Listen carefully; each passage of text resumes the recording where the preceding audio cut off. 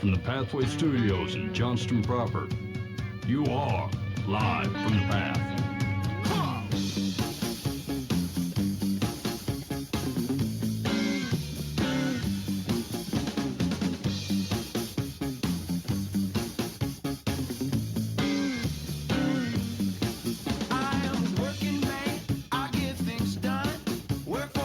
No, we're gonna use them. I'm gonna do Mike, it. Mike, you can't. Sorry, yeah, you're listening live from the past. Mike, stop talking. I'm talking to Philip right now. We're trying to run a program around here. Every time we get on the air, you're like, I'm Ben. I want to talk about stuff. Bibbidi bobbidi. And me and Philip are having a legit, real life conversation. Iron sharp as iron. Not pizza dough. Okay, here's what I'm saying. We got a big show. We got a bunch of stuff to get in today. We don't have any time for your riffraff. Really big shoe. Okay. You're listening live from the Path.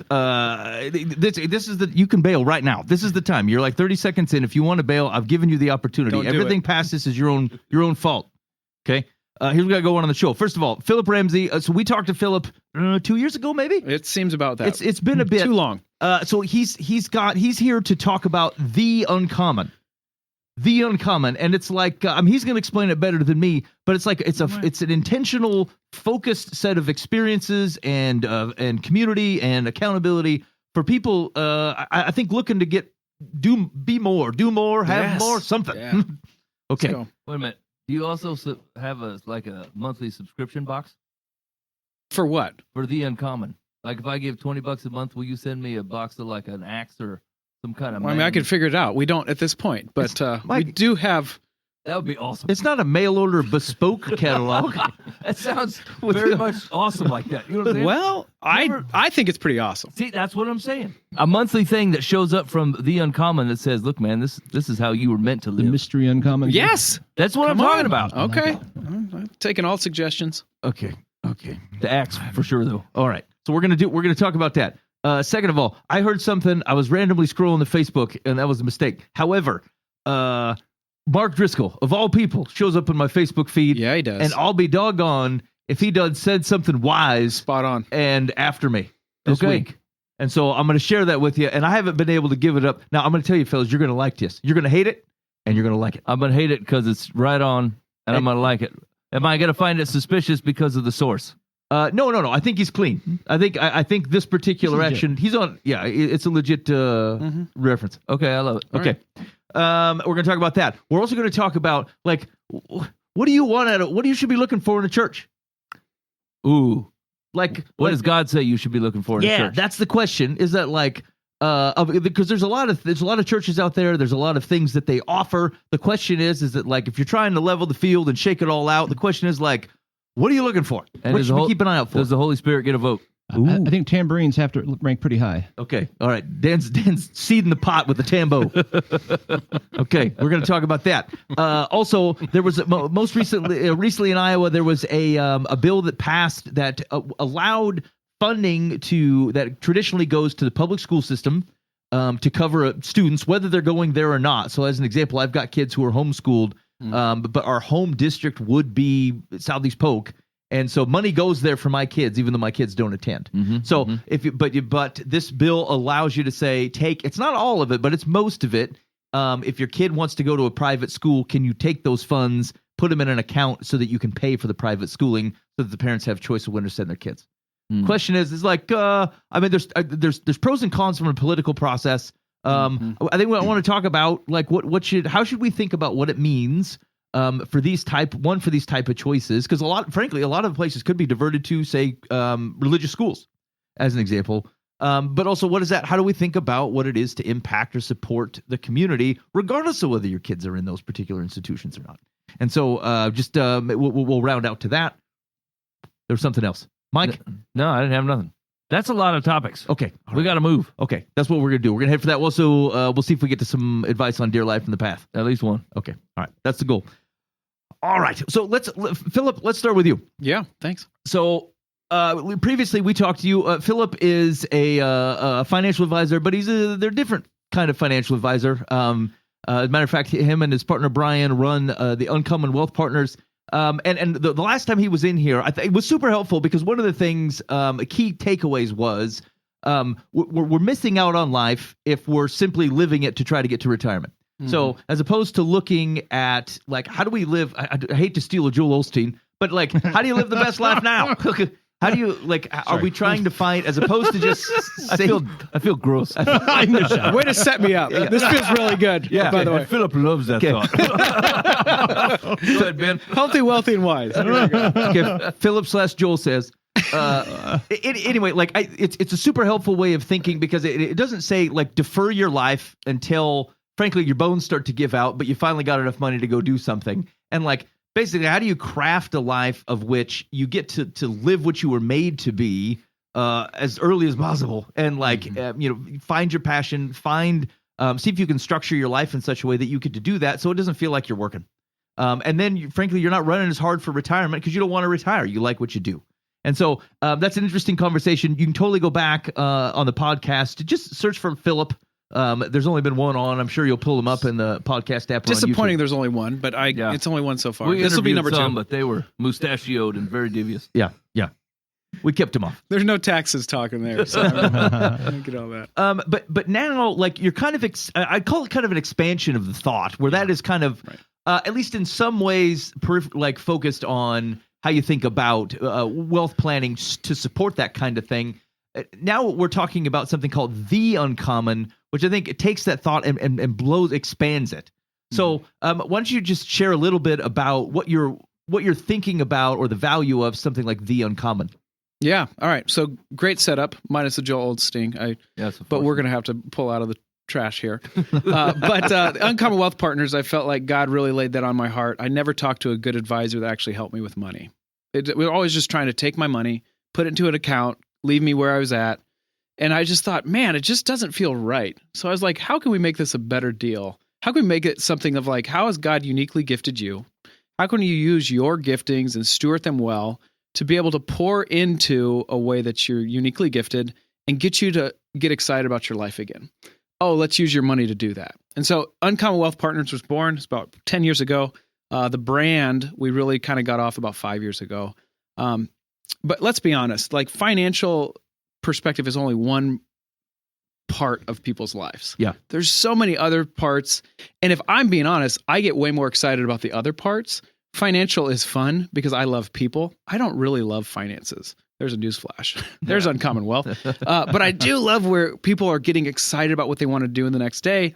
I'm all about that. So what we've found is the Uncommon is kind of a way for us to pour into other people in such a way to be like authentic, give people the accountability that they might need, and just honestly have an open dialogue of the responsibilities that we have in our day-to-day life, which honestly, we're all fathers here. Nathan, are you a father?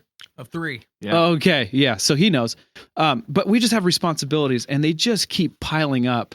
And there's never really a good place to be authentic and be like, you know what? This responsibility, one, might been waned, or I haven't put a lot of focus on that. And so I really need some help with this. Give me some authentic community and accountability to help us with that. So that's where The Uncommon was born. I feel like one of my unique giftings, if I'm going to use my own advice on Uncommon Wealth Partners, is to exceed people's expectation and give them an experience that helps them open up and be real with where they're at. And so The Uncommon started because I was like, I don't want it to be a different brand than Uncommon Wealth, because I do have to be a good steward of people's money.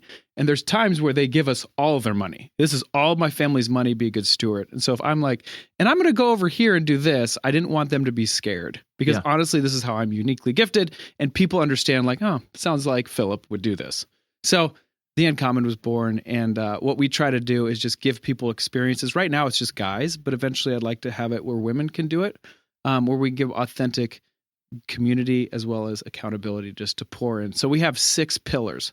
They're radical relationships, and all of these, like my co-owner or co-founder, Ryan Garvey, loves these. I don't love them, but here they are. Radical relationships, worthwhile work. There's another pillar. Holistic health, stellar stewardship, victorious vision, and fervent faith. So relationships, tell me how you and your wife are. Like, are you guys all right? And usually whenever I'm meeting with guys, that's what I'll start with. What? Did you wink at me when you asked that? Mike, you good? How are you and your wife, man? You are exceeding my expectations right now. Let's be honest about it. So just having an opportunity just to be able to talk about that is, one, helpful. 2, how's your parenting, right? Let's just talk about it. It's not easy. And as we all know, I feel like we're faking it till we make it. That's basically what my parenting can be tied up in a nutshell. Absolutely. And then friendships. Do you have good people that you can just go to if you're having a tough time? So that's relationships, worthwhile work, just thinking about what you get to do in the morning. Does it give you life? And do you feel like God is honoring that in what you're doing? If not, let's talk about it. And that's another place where Uncommon Wealth Partners could maybe help a little bit more in that regard. Yep. Holistic health, thinking about not only your physical health, but mental health and your emotional health. That's that pillar. Do you feel like, just real quick on Yep. that one, do you feel like that is something that guys are aware of and don't know how to talk about, Yep. or like want to talk about and don't feel like they have an avenue to do it? Like, what's been your experience in that? Yeah, I think both. I can see both. Okay. But it's one of those things like you'll get them to talk if you can just, hey, here's the topic. Let's talk through this.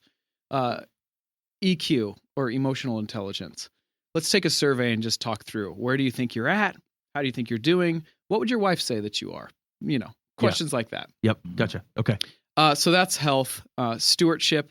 Think about your times, talents, and resources and being able to pour into those things. Vision, like where do you feel like you're taking and leading your family? And how can I hold you accountable to that? That's one. And then faith. Where does faith come into where you're going? Obviously, it correlates with everything. But there's a lot of different platforms that are helping dads, Front Row Dads, Dad Edge. Not a lot of them are talking about your faith, which I think is a huge importance. And so this, The Uncommon, we thought, what better way to do this than have an experience where we get guys together. We have one coming up in February 9th and 11th. And we're taking up to Minneapolis. When's this thing air? Do we know? Yeah, it'll be tomorrow. Yeah. Okay, good. So we got time. yeah, so we have 5 of us are going up there, and we have some really amazing curated events to be able to articulate some of this stuff. We're calling it Fire and Ice. So I would love to go in through all of those things. I won't do it because no one knows what we're actually doing. I shouldn't say that. The guys don't know what they're doing. Like a monthly subscription box. Kind of like a monthly subscription box. But what I'll say is I have called each one of these people's spouses and made sure that they are excited about what they're going to do because they don't know. They just paid the money. But I will say what we've done in the past. So we've done curling, like ice curling. Hey, Yes. okay, I have a question about that because I watched it Read on an the answer. Olympics, Yeah. and I said, Mhm. those guys are. I could do that. Yes, I could totally. Am I right? Uh-huh. Like, is it much harder than it looks? So much harder, way more fun. Oh. Because watching it, you're like, Yeah. how much am I doing? But yelling at your friends, to do Yeah, things. sweet just- more. Sweet more. Yeah. Yeah, it's Sweet really, blast. Yeah, right. We've done a high ropes course with rucksacks of 30 pounds on, which was so symbolic of like our life. Because at some point, like we have to have a heavy backpack. And there's times where you just can't do the event because you're like, I can't do it. Here's my backpack, help me out. So that really stirred a lot of great conversation and great teamwork. How high are we talking? We were at 30 feet. Yeah. That's a So high death. rope. That's a death height. Yeah. That it got dicey. Yeah, And okay, there was yeah. one person that went down, and like at one point he was just completely sprawled out, like Yeah. screaming, and we're like, "Well, what do we do here?" We didn't plan for this. We didn't plan for this, but there's always something the Holy Spirit does, and so just really cool things that guys would always want to do. We threw boomerangs. I mean, when's the last time you threw a boomerang? Yeah. And didn't feel silly when you smiled at it. Yes. And you're like, Right, this is Mike, awesome. talking my love language. Yeah. So we done that. We went go-karting. Just really cool things that like you probably wouldn't do if you're just like, hey, honey, I'm gonna go take out on a guy's day. But It would be hard to explain. right, Yeah. Woman, I'm going to drop $70 on boomerangs. I'll Yeah. be back later. Right. You watch the kids. right. But when you get an opportunity to be able to talk through this and like, well, what does that mean to your life, and how are we gonna, how is this practically gonna change our life, and how are we gonna hold each other accountable to become better? That's where the Uncommon was kind of born. So. We have this event coming up. I can't wait. We're going to do some amazing things that you would never think in your day to day. Like, wait, I'm going to do what? Yeah. And all the wives that know about it are like, when do I get to do something like Mhm. this? So, Mm-hmm. This Pretty does cool sound stuff. awesome. right. So before they get there, last thing I'll say, I've sent them all a journal that has 5 different questions that correlate with each one of the things we're going to do, which is going to be able to answer the questions. And then as we go through the experience, we better go back and be like, let's talk about the people that you sacrifice in your life daily. Like, what kind of things do you sacrifice? Things like I think Christ did all the time, which we can look back and see that now, but in the moment you don't see what he's actually doing. So kind of more thoughtful, intentional things that we get to do that pull out, I think, something that as a guy, I just need something to be doing. And in that, I get to be in the trenches with people. And then like, you know what, here's, let me tell you what's really going on in my work, or here's what's going on in my marriage, or here's the thing I'd like to be held accountable to become a better man than I thought I was yesterday. Yeah. Yeah. Now, There you go, boys. Just if based upon that, you're saying, boy, this is fantastic. I want to learn more. Here, I'm going to give you a quick tip. And you can bail now if you want to. You go to theuncommon.com. That's theuncommon.com. You can learn more about what they're doing. There's a link. They've got podcasts. I listened to a couple on the way in. Okay, Mike checked them out. Yeah, they were good. Yeah. So and like they kind of walk through some of the pillars and talk about personal experiences related to those. Also, both Phillip and Ryan Garvey have shared their kind of their faith background within that podcast list. So like go check that out. You can just search for The Uncommon. That's 2 E's. And go look at that. And then if you're interested, because I think one of the things that's compelling is that like especially for responsible like fellas who or just want to do the right thing, it is sometimes hard to pull out of what the day-to-day right thing is, right? Like so if you think like, I mean, who hasn't worked a job where you're like, boy, I don't love this job, but I want to take care of my family? Yeah. Well, what was that from the with the Gru?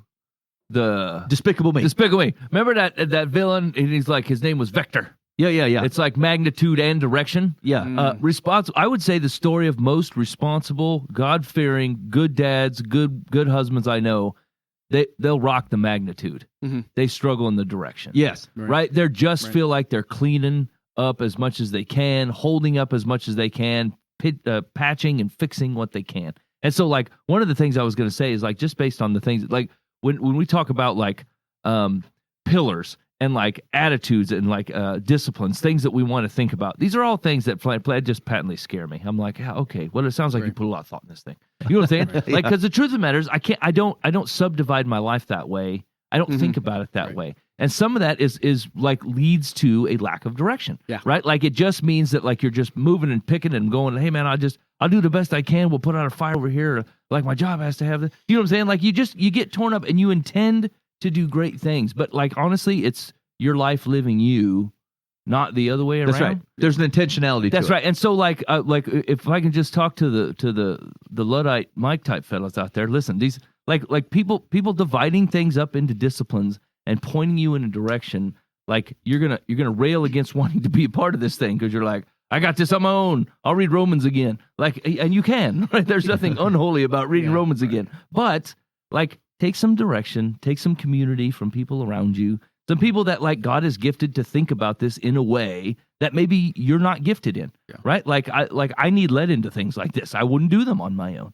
you know? And so like, I would really recommend that you go give it a look and have it a listen. Let me do this because none of the guys that are going on this trip are probably going to listen to it, or I'm not going to broadcast this thing yet. So here's the deal. Let me tell you. So the first night we're going to drive up to Minneapolis. We have some fun things that we're going to talk through before that in the car right up. So it's intentional, but we're going to go glass blowing.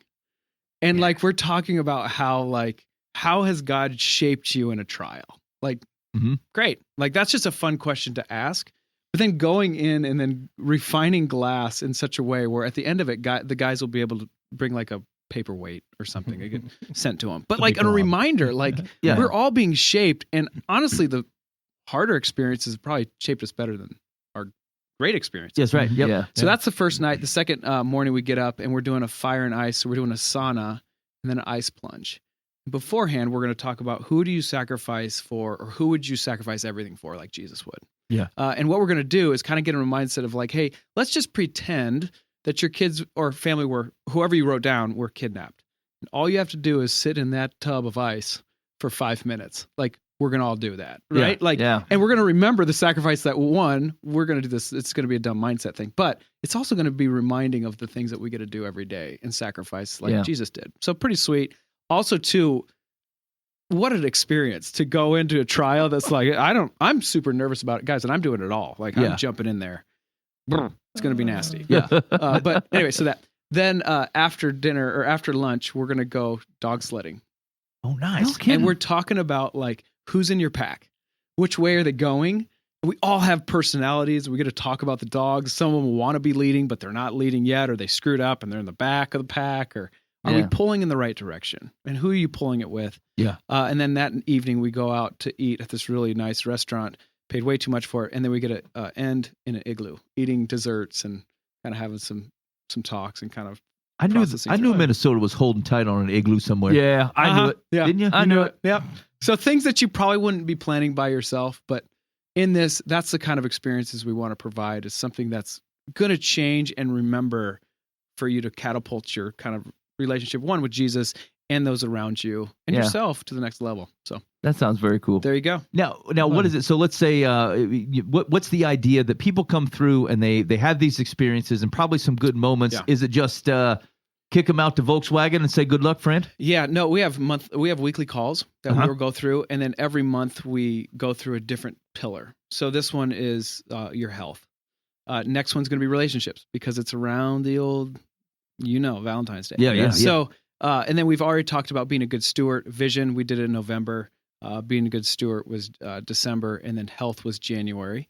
And we just got done with EQ. That's why I took this big, long quiz. And then at the end, we just shared of like, what did you learn from taking this, EQ quiz? Yeah. And then next month is relationships, talking about, your spouse, kids, friends, and just kind of making sure it bubbles up to the surface. But for me, I just need reminded, hey, this is actually kind of important, Philip. And then I need to be surrounded with some people who are taking me to the next level to encourage me to be like, oh yeah, that's actually really good. Yeah, right. I need to do that for my wife, or so.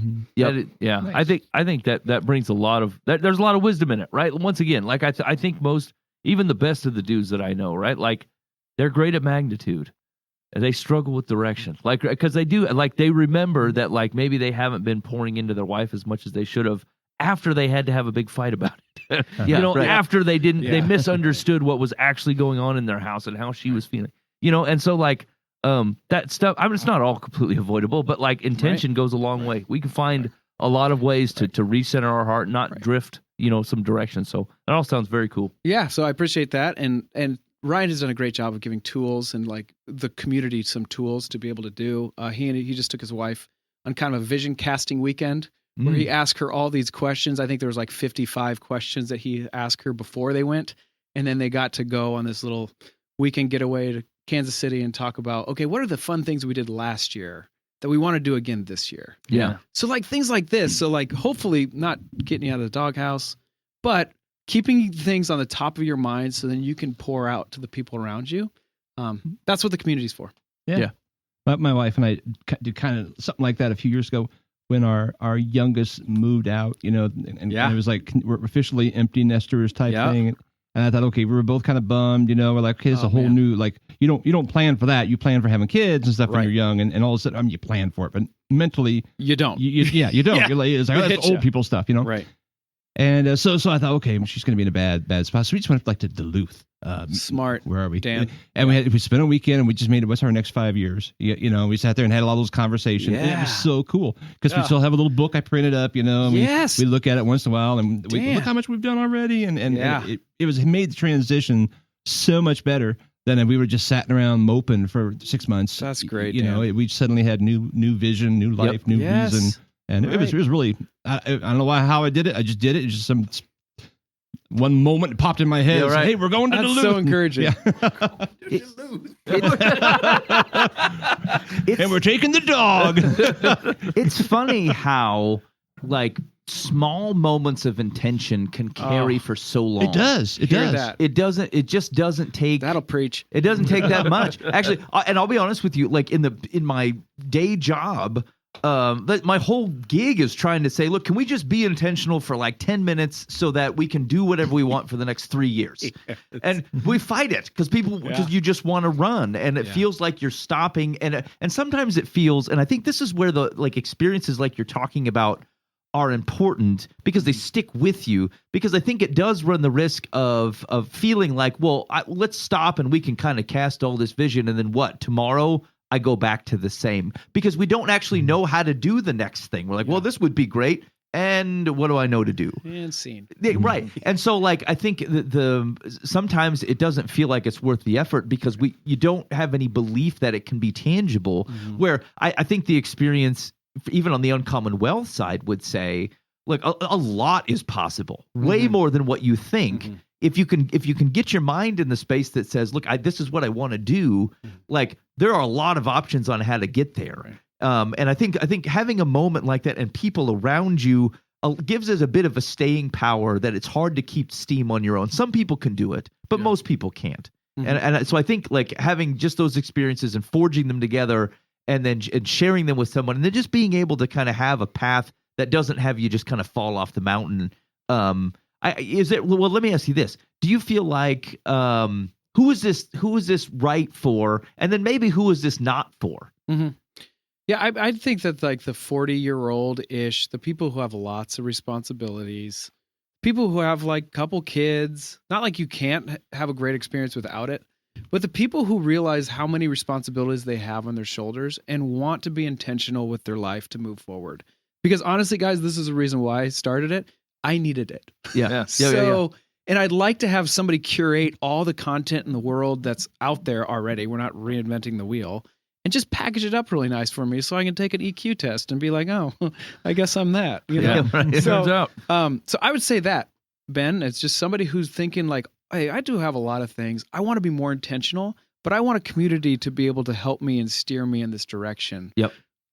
So because I think you're right. Like it does become like an experience, only an experience. Like if you aren't carrying much weight for you, like you're like the dog sled, you're like, wow, that was awesome. But like if it didn't stick with you, that like it pervades into your life after it was done, then it was just dog sledding. And dog sledding is cool. But like the odds of me wanting to go up and hang around with a bunch of dudes I don't know merely to dog sled, not as interested. Right. Like because what happens to people our age is like you go back and you're like, look, this sounds great. Like I've had this conversation with people before. They're like, hey, we need to go to a men's retreat. I'm like, wait a minute, you're telling me I need to leave my family, like with my wife, so she's babysitting the kids by herself again, and hang out with you guys for 3 days to have a better relationship with my wife and kids? This don't sound right, right? Like you're gonna have to do better than this. This sounds like I'm bailing, is what it sounds like, right? Yep. And so like we're holistically not just going dog sledding, right? Like we're holistically not just sitting in a cold bathtub with other dudes. What? It's not what you want to do. Come on. I will say this, and I'm not trying to give us all their trade secrets, but because the spouses are a big thing and they feel I don't know about more excited, but they're just as excited to get their husbands on this kind of little retreat because they know they're going to be poured into and they know that they're going to be talking about some really intentional things. Yeah. Sure. But one thing that we've done is all of the spouses have gotten letters of affirmation or just thank you letters of all the people that are going to encourage them. Kind of like camp. Remember when we were in camp when we were younger? Hey guys, that was great. But like we almost need those more now that we're adults with all of our So all of them have letters that I have for them.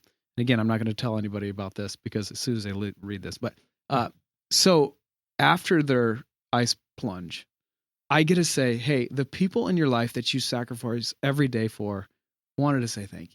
And give them these cards. Like, how powerful is that? Like, there won't be, man tears is what's going to happen. And if you guys there is, are really good at this. Right? So, like, just being intentional with, like, hey, be present because it matters. Yeah. Like, I need this reminder too. So, anyway, so that's kind of a cool thing that we're doing. So it's just not just have fun, but it's like now we have responsibilities to go back to. Let's be better stewards of that. Yeah. So that's super cool. Okay, so do you still have room for people to go on? Not for like the this? February one. Not for this. Shut one. it down. Okay. Yep. Excellent. So we have a couple other ones, and there might not be as intent, like not as in depth. We might not be going out. So we have 3 other ones planned. We have just an escape, which is May 19th and 20th.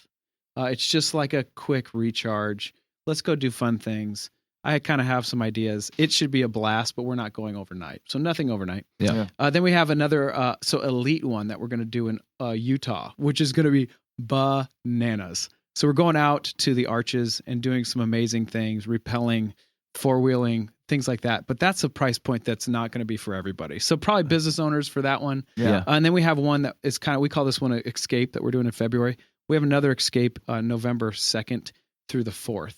And it'll be similar to like this. Like, let's think trapezing, things like that. That might stuff that can be done in Nebraska. Let's get think Nebraska. We're gonna do things like that. Snake wrangling, things get like your that. mind in the Nebraska kind of. Yeah. You got it. So that's kind of the 4 ways that you can engage with that. If you want to kind of get out of your comfort zone and be poured into, would love to see you in one of those. Yeah, I appreciate talking about it. I get passionate about it. I also get passionate about people using their God-given gifts to be able to be a good steward of that. That's why Uncommon Wealth Partners is there. So, anyway, so that's kind of the next That evolution. sounds super exciting. Okay, so once again, Ben, how do people get get a hold of this thing? Okay, so a couple different ways. First of all, you're going to go to that's 2 E's, THEE, uncommon.com.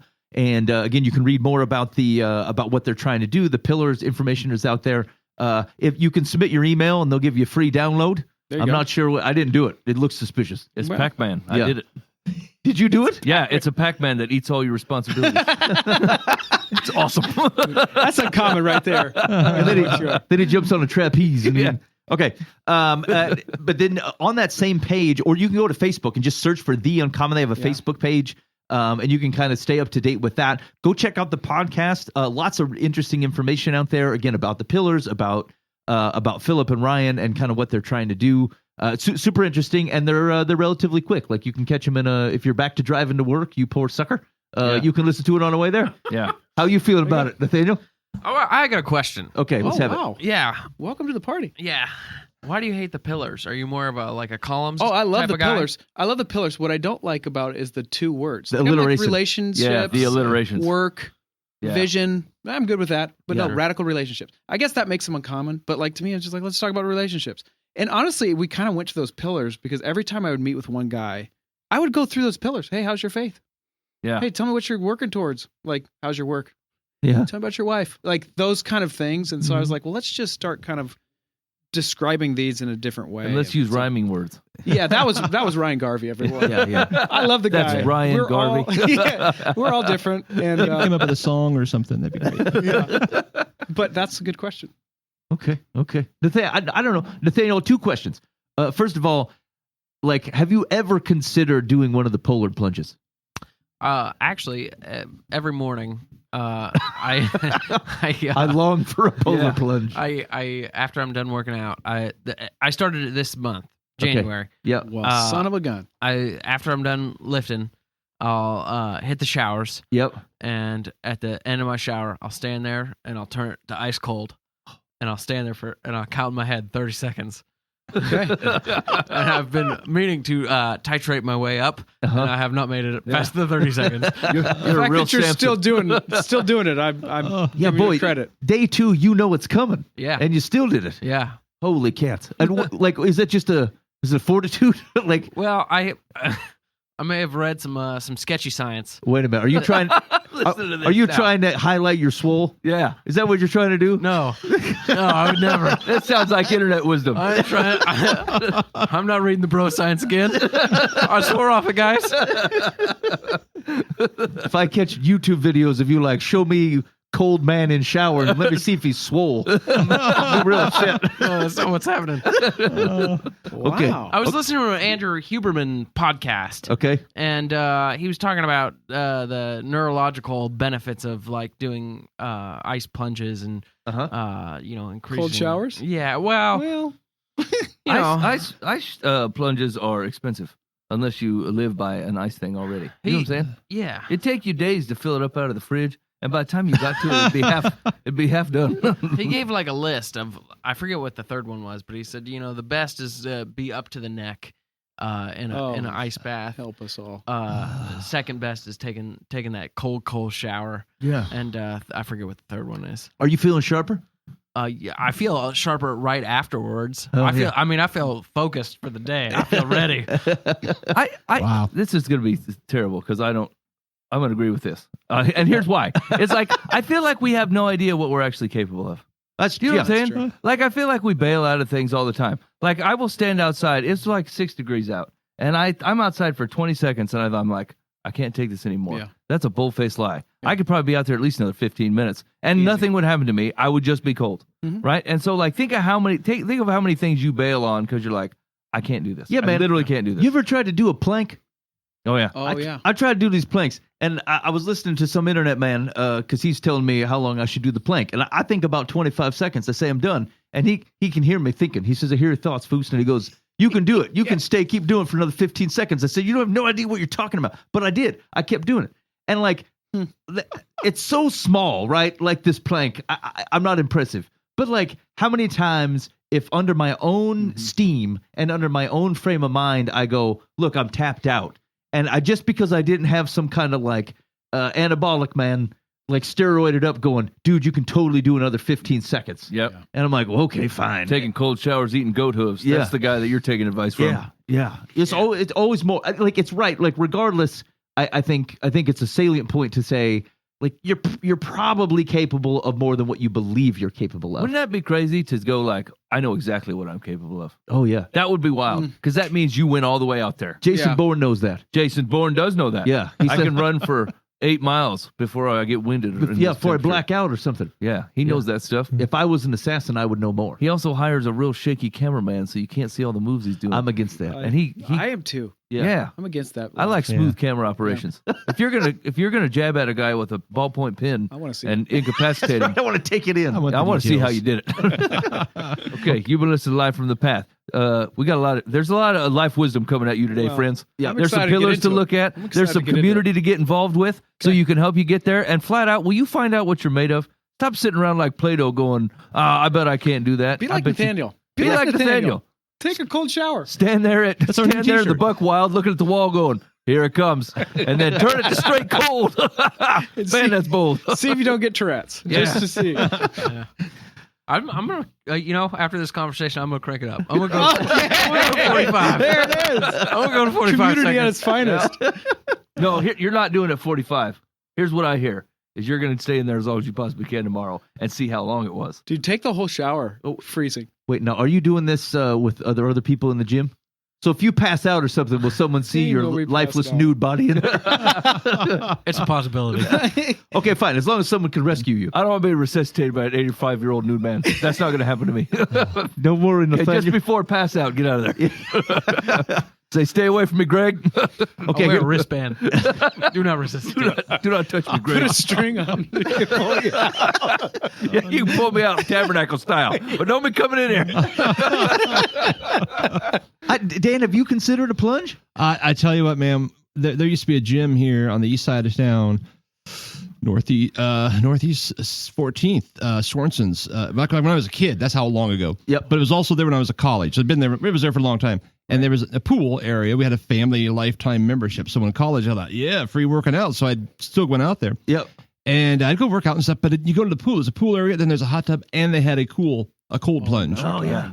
Already there. And these old dudes, they'd be sitting there swimming laps, and they'd jump in the whirlpool, and you could just see the steam, and then they'd jump in, like, and I'd be like, I'd put my finger in. I'm like, no, No, it was not cold. happening. It was cold. That's like I was just fine not having a cold plunge. So Okay. I've seen it, but no, I've Nope, not. nope. Dan says Never I'm tempted. not We're gonna going to find out what we're made of tomorrow, boys. I'm taking a cold shower. I don't shower on Tuesdays. You know what don't smell as good, cold shower? Irish Spring. It's the heat that brings it out. Oh yeah. And plus, there's nothing but cancer in that soap, but boy, it smells good. It's worth it. Cancer lather. All right. Okay, we got to move on. We got a bunch of top up in. Okay. Now, all right. Here's what I heard this week. Scrolling through the Facebook, doing stuff. Is this Driscoll? Yeah, I was supposed to be working. Marky D. I don't know what my internet behavior has brought on that Facebook goes, I think you're going to enjoy the return of Mark Driscoll. Yeah. But he says this thing, and I said, doggone it anyway. He says, you know what the fox in the hen house in your life is? It's your phone. Did you see this, Dan? I did. I watched that little clip. I thought, crap, he's right. Doggone it. So, I even shared it. here's what stuck with me is the phrase, look at your phone. He says, you look at it more than you look at your wife. Yeah. You hear it, you listen to it more than you listen to your wife. You touch it more than you touch your wife. And I said, doggone it anyway. Freaking Mark. I said, good. Driscoll. Okay, so you tell me that's not true. It hits harsh, doesn't it? 100%. It does hit hard. It's- I thought about recently switching to a flipper. Yeah, you gonna give a shot? I don't know. Here's You're the the thing. spearhead of this thing, Nathaniel. There's one thing that was really holding me back, Yeah. and this was it was this. I without my phone, I never grew up driving without a smartphone. I would get lost. Yeah. Okay. I don't know my way around town. That's the excuse you're using, huh? No, wait. Now here's the deal, though. I'm gonna tell you what's much more dangerous than someone looking at their phone to see where to drive is the guy trying to maneuver a map while he's driving. I thought about getting a Garmin. Oh, yeah, yeah, yeah. Wow. Yeah, I used to have one of those. I bet you can get it cheap. Yeah. Oh, I bet. No. On Every eBay. sucker's got their phone. No, Garmin they're gone with supply and demand. Those things have gone up 300-fold because they're like a guy that really has this, he's screwed. He really did something We got wrong. him. Right. He's gonna do Now, what the he has thing, to though, do. with his video is you could say that about a lot of things. Oh, true. I use my truck steering wheel. I touch it more than I touch my wife. Yes. I mean, True. you know, I touch a fork more than I Yes. touch my wife. That might That's say wrong, more man. about my eating habits, but I'm just saying. But he had a great point that we do spend too much time. Yes. Even in my wife and I she'll be on in the couch and I'll be sitting in my little chair doing whatever, and then she's watching cat videos on her iPad, and I'm going watching Mark Driscoll Being videos. convicted on the other side of the couch. Doing nothing. Hey, how's the cat? You know, and yeah, we can go a whole night and then like go, man, we should have been talking or something. You know, so I get it. It's It sticks, Yeah. right? Yeah. I probably said that 3 times this week to myself. And again, right, because like, and I don't talk to my fork, Dan. I don't know what you're doing at your house. we get along. But like, the point was salient. And so anyway, the next day I thought it popped into my head, and I had my phone in my hand. It was actually a work email or something, and I put it down, and I said, I touched this more than I touched my wife. I said, I'm behind, and so I ran inside and I touched my wife, and I said, woman, you're gonna have to like Got you. And she slapped you. Yeah. Go back outside. Amanda loves that stuff. I said, I'm behind, and so I don't know if you have to double pad your areas or whatever, but just know I'm coming around all day, and I did too. And I said, you know what? I like this advice. Just swipe her cheek. No, Okay, so did you see any like encouragement at the end of the night? Like, yeah, okay, yeah. No, this works. This Okay. works, fellas. And I'm not like I don't know what goes on at your place, but I'm not saying, hey, I want to shake my wife's hand. That's not what I'm going for. I'm in for husbandly touches. Like, and I say I want that more than I touch my phone, and so I got to get in on it, and it's been working. Yeah. I say it just gets to the right balance to me. it's good. That I like phone's it. a cruel mistress. Yeah, yeah. It mistreats me. Yeah, it does. Yeah. How many of you, Dan? This is probably a question for you. Your kids have phones. Yeah. Do you feel like when they got phones, you were convicted of the use of your phone by watching them? Not so much because I put boundaries right away because I'd been around people who didn't. Yeah. And I like my phone's almost off, probably 90% of or like the ringer's off. Right. And I miss a lot of calls, but then I'll go back to them. Sure. You know, so like if I'm with someone, my ringer's off. I don't even know. If I was home, I would just put my phone on the counter and just walk away from it. Not always, but Right. generally speaking. So they had it pretty. I mean, Right. I don't think. Yeah. I feel like I'm going to put a lot of restrictions on myself as soon as my daughter, she's 14, gets a phone. Yeah. And I'm like, oh, Yeah. no, we're not doing that. But Yep. then I'm basically just telling myself, like, no, get off your phone, Ramsey. Like, you know. Yeah. And they had to put their phones away before going to bed too, Right. because they'd I like go in there that. and hey, you I know, like and that talk and for myself. yeah, Right. Yep. yeah. I actually, my wife and I recently talked about I want to go buy an alarm clock because I use my phone as my alarm, and then as soon as I look it up, hey, I mean, I use part of my work, like I got offshore developers and people, executives were up at like 5:30 in the morning. Oh, and so like, Mr. Ben, big That's what I'm saying. important man, Okay. talking about offshore developers. Daniel's had enough of this. they live in India. What do you want me to do? Anyway, like they're working in the middle of Yeah. the night, and so like it's just there. It's right there. As soon as I pick it up, Boom. like there's something Yeah. I could respond to, Yep. or that maybe even someone's waiting for, and I feel like I'm holding them up. But like I wouldn't know that an hour later, and Yeah. so if I'd have just been downstairs, I could have. It would have been fine. I It haven't creates a slept in the sense of same urgency. room as my phone for probably 15 years at least. Because I used to have some guy named James who had my number. He'd say, "Hey, this is James. Can you pick me up?" Like he was drunk and he needed a ride home. And I'm like, "I don't know who you are." Oh, I was gonna say, was he legit looking for you, or No, it was whoever owned my phone that number Anybody. before me. And yeah, that happened like multiple times. I thought, yeah, no more.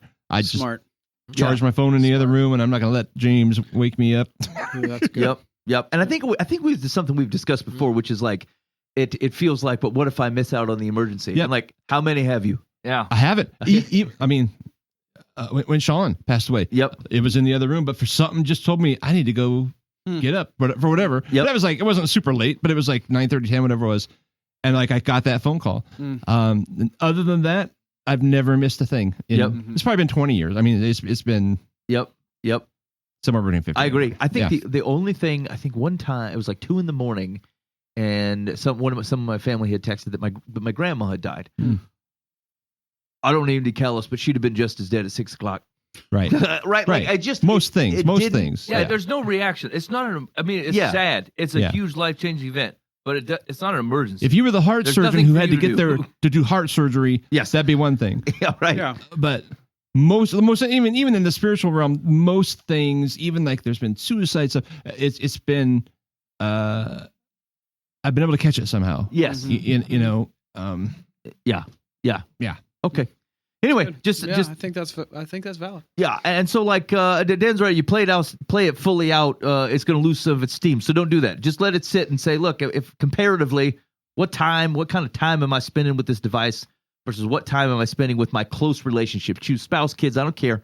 And then it's frankly helped me keep a right sense of balance. Like how three times in a row, I picked up my phone to go check something. I thought like I didn't check my wife today. I'm gonna go and talk to her, see how her day is going. Like it's just a good trigger. So anyway, it's been helpful for me this last You week. need to put a ringer on your phone for an alarm that's Mark Driscoll's voice saying, "You're an idiot," or That's something. right. Or, How dare you? "Don't touch your wife." Yes, sir. Yes, sir. We'll do. Who do you think you are? All right. Hey, you're listening to Life from the Path. Maybe you hate that advice. Let's hook us up on the Life from the Path complaint line, 515-517-0085. That's call or text. I got a complaint about that. Okay. I have text that number. Okay. Have you? Oh yeah. I looked because I Let's heard talk you about it. say that, and Yeah. I see no evidence to this. Now, Okay. Dan texted to say Dan is great. I saw that 2 weeks ago. I can't control what people send in. What's the phone number again? It's 515-517-0085. 0085? Yeah. Yeah. All right, Live from the Path. Yeah. All right, let me tell you. Look at you. Just look at my phone, Ben. Okay, yeah. I mean, it does say that. Yeah. What did I say? Mullet. Mullet. Mullet for good I measure. don't remember what it was, but I have sent the mullet. I wanted a mullet. Yeah, I know what that remember. was. It was a That picture. was the picture of Todd Gordon. Yeah. I wanted Todd to get the mullet. You did mention something a couple weeks later that someone had sent in mullet. Okay, no, I think That that's was because me. he told me. I think because he Okay. told me that he had done it. I'm telling you, Okay. I have the evidence that I proved that I. Yeah, and actually, Todd owes us a picture. Yeah, he does. Okay, We'll take care of it. I think we're gonna have to ask his wife. Okay. I'll send you that just so you have evidence that Okay, I did send this it in. totally happened, Todd. Okay. Anyway, let us know. Life from the Path, 515-517-0085. Okay, next Look week. at the beastliness of this phone case. Let me see it. That's a real. It's got like rivets in it and Is stuff. that like an otter? Oh wow. I mean, it's going to be hard to switch to a flip phone. No, When he's got this But like is it? Superman of a case. that is It's like crazy. you It's like could an throw iPad this in his from pocket. 6 miles away. Hey, let me ask you this question. Why he's not here? Do you think that's like a pick bull, big truck type of thing? No, I think he bought it based on advertising. Oh, It's like he saw it and he thought, who's the kind of like A-level top shelf dude would have a case Somebody like this? cold showers. Yeah, that's right. I'll tell you that right now. Cold shower Yeah, and drops you know why his you phone. don't talk about Bruno? He got a case like that. yeah. Dude, I wouldn't buy a case like that because I thought it would come with that cold shower thing. I said, yeah, I can't keep up with the Joneses here. All right. Next big question on the docket. What are you looking for in a church? So let's say you're moving, and you're in a new town. You can't use your old confines, and you're saying, boy, there's like 1 million churches out here. What is it what are we looking for? What matters? What matters for at a core spiritual level versus what is if you got the stuff that matters, this stuff maybe you can take or leave. Okay. So let's bring in just a thought from last week when we were talking about especially Western culture churches, right? Is like is what's enough, right? So like if we were to lose the worship band or the sweet building or comfortable chairs or even childcare, let's say your kids had to sit with you. Yeah. Right? Like, would you still come here? Is the community enough? Right. Right? I think to go one step further, Yeah. preference too. Like Yep. people just got through COVID. I'm not going to church anymore. Oh, I don't want to do video. Oh, you're making me do masks. This kind of stuff. Yeah. Talk about like where do preferences go into your choice of churches? Yep. Too. Yep. There you go. Okay. So one, let's put it through the absolute first filter. Like I think you have to pray on this. Yeah. I think you for sure have to pray on this because it's very possible God will weigh and measure your preferences and go, I don't care. I have a place for you to be. and this is where I need you to Could go. be. Yep. Totally could be. So like that is definitely not off the table. And I think if you are actually want the Holy Spirit involved in that choice, you know, he might very well put your preferences aside. So let's say that he didn't. He said, I love you. I want you pick the community. We're fine. Go ahead. You pick it. So now where are you at? Okay. So the first one is the teaching of the word for me. Like it's got to be like it's got to be Bible, obviously. Like this is core Bible. And that is it's Jesus's agenda. Okay. And so I would prefer personally, I prefer like exegetical stuff. And so like going, you know, book by book, more so. And it's not because you can't do it the other way. It's just, and maybe actually it's just me, because that's what I would teach that. But like, I feel that's where it runs the least risk for me into like, hey, here's how you live a better earthly life, which I think Jesus actually does. But I think it runs a risk. It runs the biggest risk of blending like life coach with Bible teaching. And so I think that's the strongest for me, is that I would be getting like solid Bible teaching. That people actually I've run into this a few places, because like every once in a while our house church will be like, hey man, something going on at a church somewhere else, everybody go. And so we just go visit there. And like I agreed with like 90% of the thing the guy said, but he justified it from the wrong passage. Like he didn't exegete the text very well. And it was like, well, I mean, yeah, that's right, but like that isn't what that piece of scripture means. And even though it was okay in the moment, it creates a risk, because I'm like, I mean, that you could then pull out all kinds of things of which the scripture doesn't justify. You should go find the scripture that does justify it and say that. And so I'm pretty persnickety when it comes to sorry. This is 100% true. We went to a church last week because someone we knew was getting baptized. So house church goes and visits this church. And like the guy is, I ain't kidding you, 2 minutes into the sermon, and Ben has pulled up the Blue Letter Bible app Greek and is tapping me on the shoulder from a pew behind me. Look at this. All right. You're not using that right. I'm like, all right, Ben. All right, Ben. I mean, he didn't. He didn't use it right. Now, again, though, like actually in that example, again, 90% of the things the guy said was right, but he just used a goofball text to do it, which also then kind of missed the point of the text. Like this is your time. This is your chance to teach the text. And so that for me is pretty. That's I'm pretty firm on that one. Okay, I have mine. Yeah. And it's I think dedicated prayer time. Yep. I mean, like big, expansive prayer time. I don't know that you necessarily have to nail this on Sunday morning, but like I love the thought of a Tuesday prayer meeting, and that's all we're doing.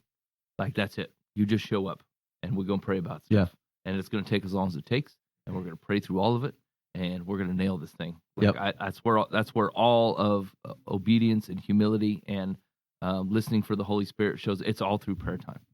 So like I think I'm with Ben. Like God said a thing. I think we should probably do our best to say God did say a thing. This is what we're going to talk about. But like, I think we lose a lot of people when it starts to get into relationship and prayer time. And so like, I think that's really important. Dan, and that goes to something you were talking about just as you were preaching through 1 Timothy. Like when the early church thinks, hey, let's gather, they're thinking prayer.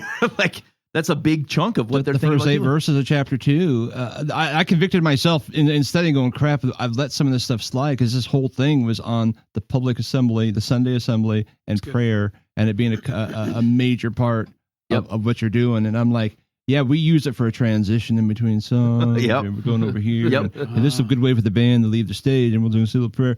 I even, like, for 100 years, I used to always have just a pause before preaching. I'd just have, okay, everybody just pray. You know, just this is God's time, not mine. You know, blah blah blah, and we'd pray. Like I even quit doing that at some point. Now I don't know why. I don't know if it was like, oh, the video's going on. That's dead space. I have no idea. I don't remember. I started it again last week. I thought, by golly, we're going to read that text. We're going to do it. You know, good for you. Yeah, I mean, it's like it was embarrassing to me to see that we had slid to prayer being a token as opposed to like. And it is hard to do, like in the way that we run our church services, right? Especially when we talk about like, think a bigger church, you know, like all the lights are on stage. People, it's set up like a concert, right? And so like it's hard for people to not like be brought into that mind space. And so like asking for their participation or like stuff to pray about, you know, like it could drag on forever. Like like we run into this problem all the time at house church. Like we do a prayer time right after worship, and sometimes Ben doesn't get to preach that Sunday. Nope. Because it was just prayer time. I lost one like 5 weeks ago. Like it didn't happen. I mean, Good for you. we've been in Matthew 5 for I ain't kidding you 2 months. We can't get out of it because we keep having prayer time, and it's just like praise and prayer and like blah blah, and like sometimes it gets to be like, Ben, you got about 5 minutes. He's like, well, dang it, I can't talk about lust and divorce in 5 minutes. Yeah. We're gonna have to push. Yeah. And so like I'm not saying it's like the prescription for doing great things, but like it's so amazing to hear like what God is doing in other people's lives and like what he has designed for yours and the way that he's moving in your community. When you got to see what God's doing with you as a body of believers, right? You would never know that if you didn't get to pray together. You would never know. People are holding like these awesome silent things that God has done, and like you didn't get to know. Ooh.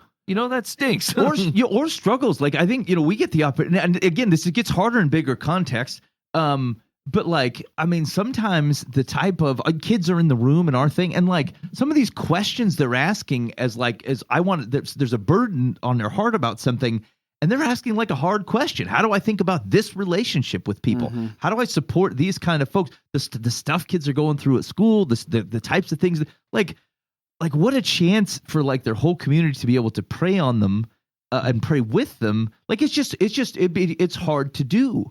And like I've always struggled with like how do you do that well in bigger context? And I think there's ways to get there. But like, yeah, I think the first few times it happened where we're at, I felt like, oh man, like I'm supposed to. It took me a little bit to get over that. Like, hey, you know what? It's okay today that I didn't teach through this particular set of phrases. We'll get to it next week, and we got to spend the time in prayer and like have that not feel like we didn't fail. This was a success. This is the right way to look at it. And so it's a gathering of God's people doing their thing. I mean, that's right. It's that's right. I think another thing that some pastors, especially nowadays, will go straight to the application. Like, hey, let's talk about how we can apply this. Yeah. And I would say, yeah, I guess maybe sometimes the text will go to a good application, but let the Holy Spirit do the convicting, do the convicting, and do the application, and then let that be in your community groups, whether you have, or the next week of like, hey, here's how the Holy Spirit convicted me. I haven't talked to my brother in 5 years, and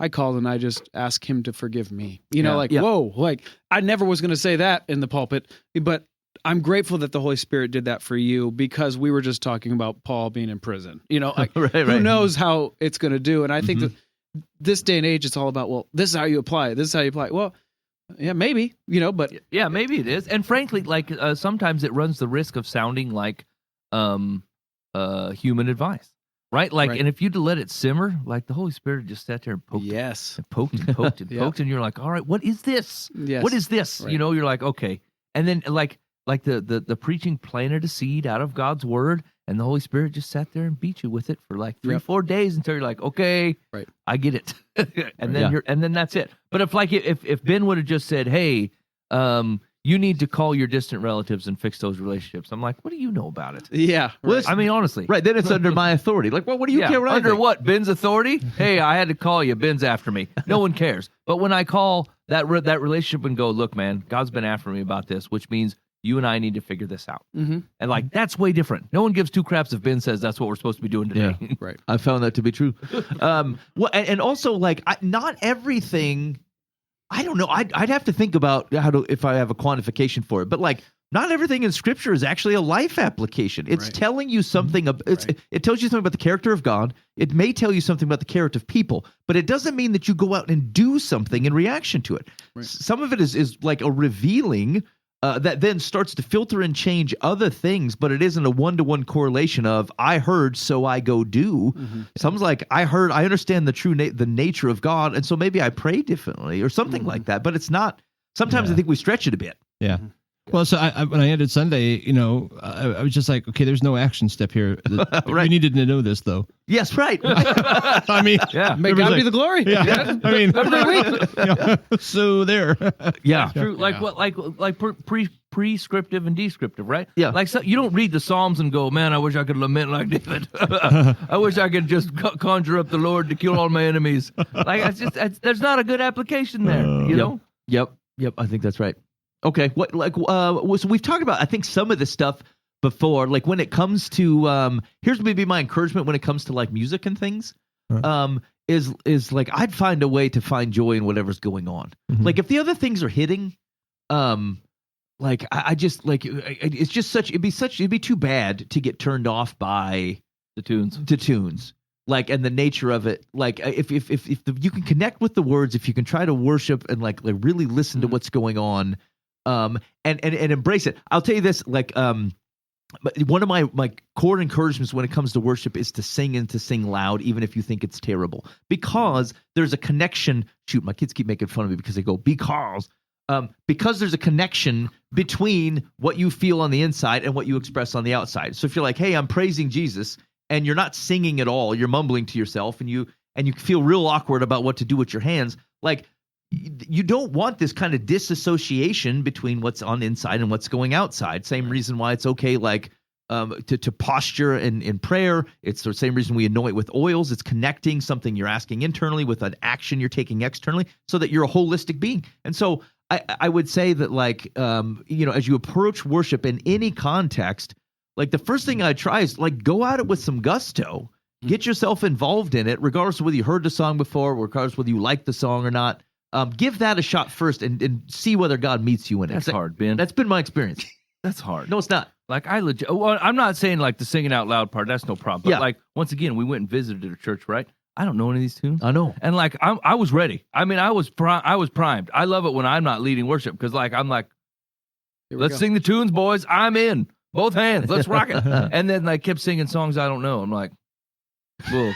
I can't even sing loud because I don't know what's coming up next. Yeah. And then by the second verse, I think I got it, and I was wrong. And I took a big detour, and the guy in front of me kept looking behind me like, hey, man, why don't you pick a key? Like, whatever, dude, I don't know. Okay, I will tell you this. And this is for kind of worship leader-esque folk, is that, like, I mean, you got to, some of these modern, the modern tunes, the Christian tunes people are coming up with are kind of difficult to sing. Yeah. Like, just because it's a good song doesn't mean it's a good congregational song. That's true. Like, you just, the cadence isn't right. Like, you just got, I mean, there's a reason, like, some of the hymns are super, like, they're super predictable. That's why people can get on board with them. And we talked about that a few weeks ago. It's not that they're more holy, but just, like, know what a congregation can handle, not just because you thought it was, like, a Kurt Cobain Christianity, and it's like you really figured it out. And you can listen to that on your own time. You can worship to that action on your own time. But listen here, like, and I've been guilty of this a couple times, but I'm really cognizant of, like, if you can't listen to it once and be able to mimic it back by the second verse, it's probably not what we're going to do. Yeah. There's just no way. People can't confidently worship, right, if they can't figure out how the tune goes. Yeah. You don't want any barriers in the experience, basically. That's exactly right. Yeah. Let me ask you this: communion. Yeah, have it. Do you like to have worship music happening in communion, or do you like to be like, this is like an internal, I really need to like think about what's going to happen here? Yeah, I think there's a lot of history and philosophy built into it. My personal preference is like we do it because Jesus said to do it. And like the contemplating stuff and all that crap, we go through that during prayer time. And before we take communion, we pray over it. But like, it always felt really hard to conjure up a moment. Like when it's communion time. Sure. Like I'm like, people are like, this is your time with Jesus. I'm like, this is the only one. Like I haven't spent any time with him all week, which I was guilty of at the time, right? Okay. Like I don't know, I'm not spending any personal time reading the word or praying. And then here comes the big 30 seconds before communion. I'm like, oh God, I've really messed this up this week. And like, I'm a big failure and everybody's drinking their juice already. We got to move on.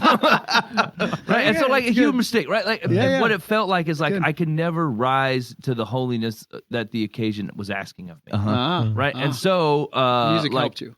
Yeah. And so like the music was cool. But like it also, it fed into more than I had to offer. Yeah, more than I had to offer for the. I like having just a little background, just tune. Whether I'm singing along with whatever it is, or it's just there as I'm praying. But, It's good. Yeah, love it. Reflect. I think I'm married to either one, really. Like I wouldn't think less of people that want to rock out on a communion. I also wouldn't want to think less of anybody that wants to monk it up and sit there for 8 minutes and rethink their whole life. I don't know. Yeah. Like it's like Jesus says, you need to remember me, and this is how you're going to do it. And we're like, right on. Yeah, we will do that. One of the things is interesting is that like I think we do run the risk of over sombering communion, because like think of the context of which Jesus is saying this. He's saying my body was broken, my blood was shed, right? But for what? Yeah. It's a new covenant. Right. Like this Right. is I'm actually, making all things new here, bro. that's right. And like we're stuck in the. I mean, you're supposed to know the moments and you're supposed to recognize the sacrifice, but like for heaven's sakes, like let's point where he's going. Yeah, and some of this points back to the reverse worship of sin, right? Like just before you take communion, they're like, remember all the crap you did and bring that into this conversation. And Jesus is like, what are you doing? I'm bringing all the grace, Right. man. Right. This is what we're talking about. I think that's well-meaning people that kind of get a little caught up. Yeah. And I think we have quite a few folks that are guilty of that. Well, They're and- like, I need to get. It's like the if I didn't repent before I got hit by the bus thing, I'm out on a technicality. People like I got to think of all the worst crap I did this week and throw it in here before the communion gets done. And make sure that we're right living. And Jesus is like, whatever. Yeah.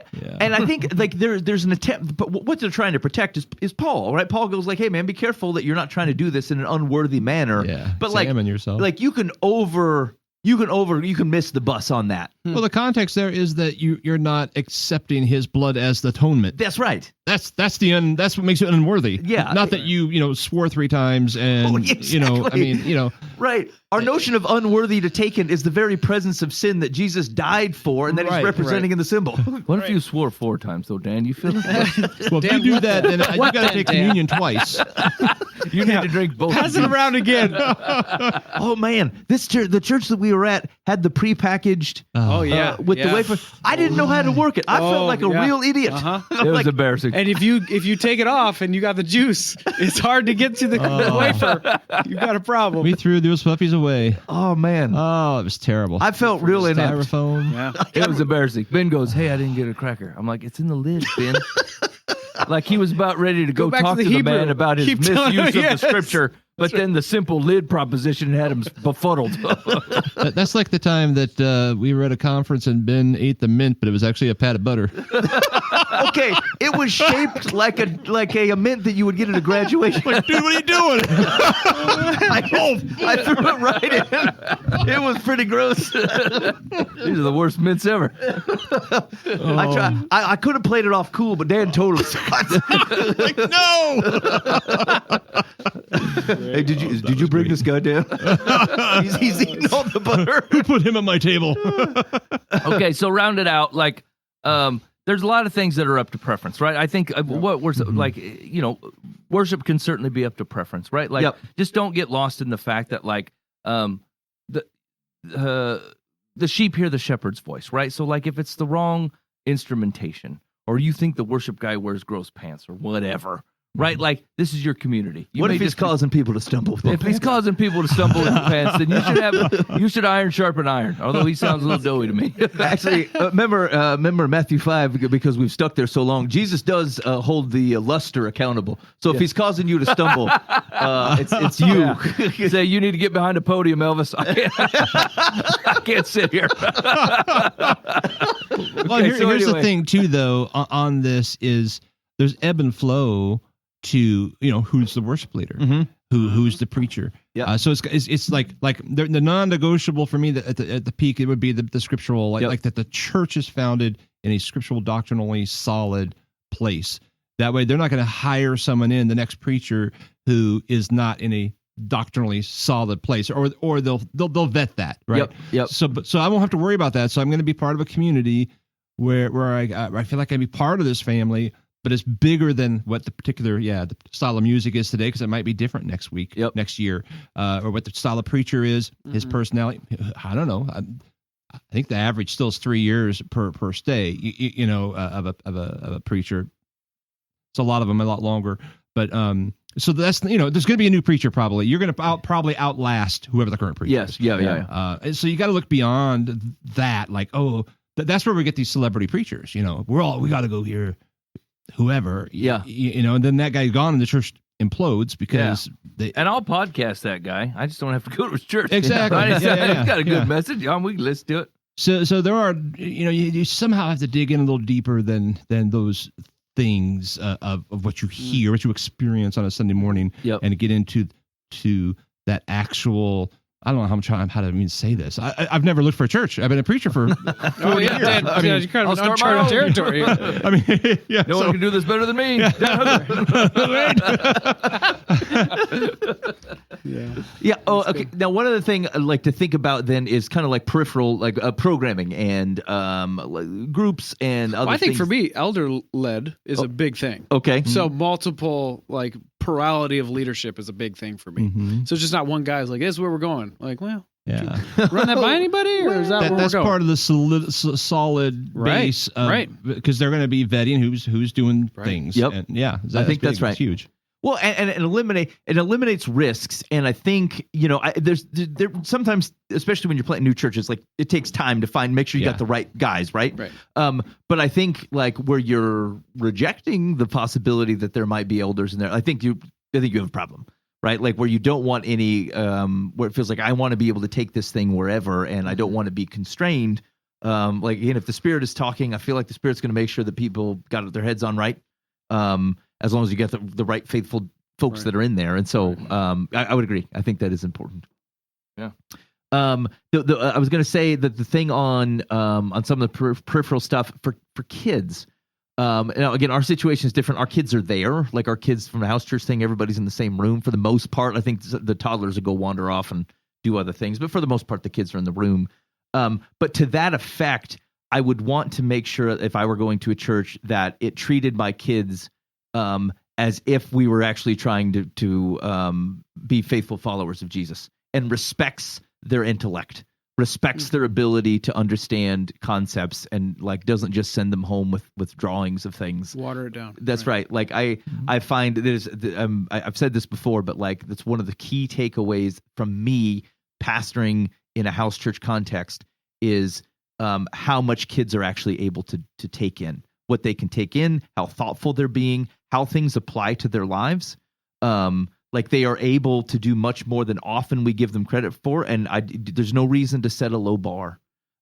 They need to know. It's one of the things I've always worried about when it comes to like high schools especially, but even high school into college, is that like if they spend all their time away, and then suddenly they're an adult and they have no idea what it means to be a grown-up person in a faith community where like everything that they were taught now is coming to harsh, like it matters what you decide based upon the things we said were true.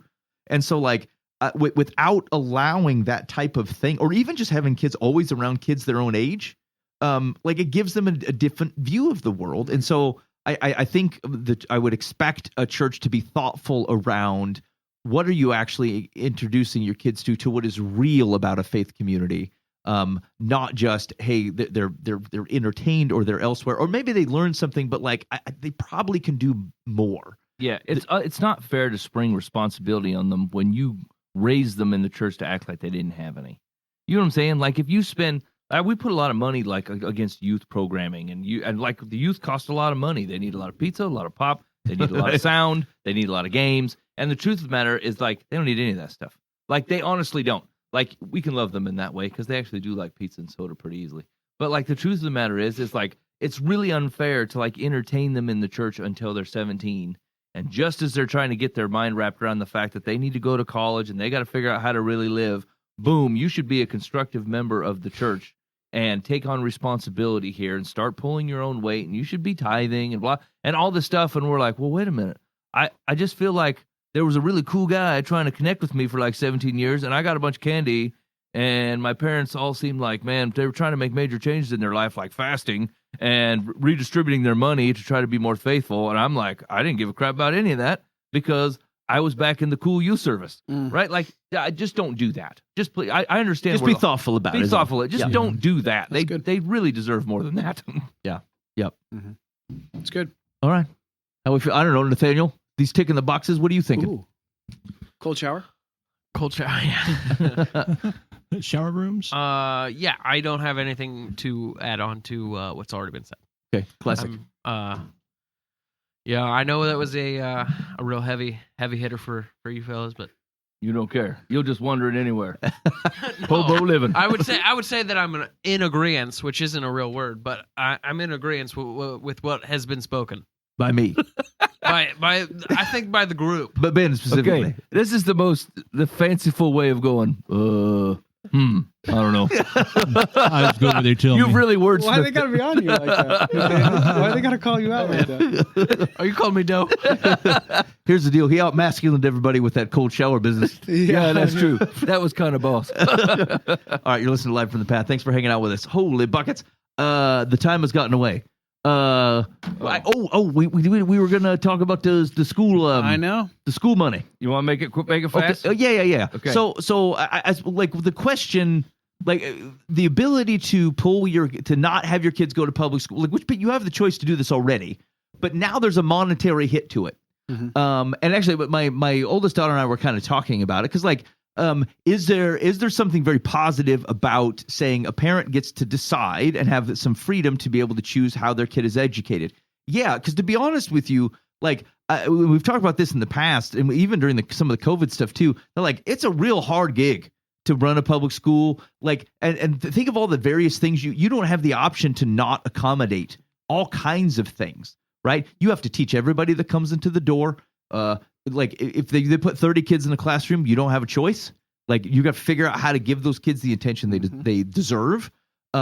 There's all kinds of different beliefs, all like a wide variety of parental interaction or non-interaction, backgrounds of acceptable behavior. That is just a microcosm of a mess to try to handle that. And so a parent saying, "Hey man, if I have the option to be able to, have my kid go somewhere else, like I would like to do that because I don't want to be fighting worldviews that I don't believe in and that can cause my kid to go a different direction or influencers or whatever."